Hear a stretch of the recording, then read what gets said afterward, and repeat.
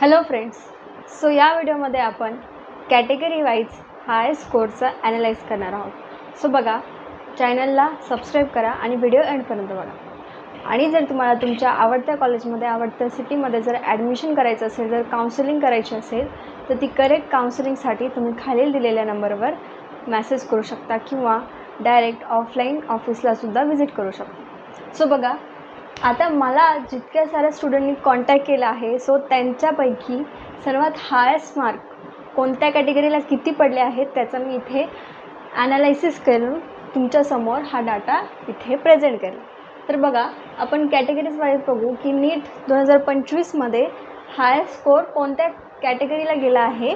माझ्या माहितीनुसार जितके स्टुडंटनी मला कॉन्टॅक्ट केलं.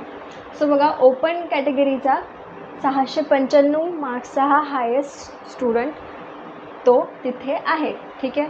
त्यानंतर EWSला हायेस्ट स्कोर 683 आहे. त्यानंतर OBCला 672 एवढा स्कोर आहे.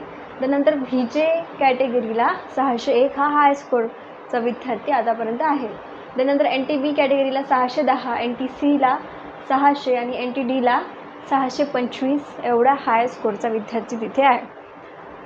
तर SC कॅटेगरीला 650, ST कॅटेगरीला 555 आणि SCBCला 624 हाय स्कोर तिथे आहे. सो हे सर्व जे स्टुडंट आहे हा त्या स्टुडंटपैकीचा हायेस्ट तिथे कॅटेगरी वाईज तिथे स्कोर आहे. ठीक आहे. सो यावर्षीचा पेपर हा हार्ड असल्यामुळे जास्तीत जास्त इतकेच आपण मार्क्स बघू शकतो. याच्याहून 720 आउट ऑफ 720 हे लेस दॅन 5 तरी विद्यार्थ्यांना तिथे पडण्याची शक्यता कमी आहे. ठीक आहे.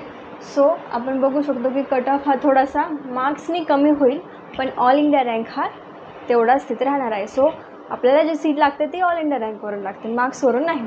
सो जर तुम्हाला तुमच्या कॅटेगरीनुसार जर तुमच्या आवडीचं कॉलेज पाहिजे असेल आणि त्याची करेक्ट काउन्सिलिंग करायची असेल तर मला या नंबरवर कॉन्टॅक्ट करा.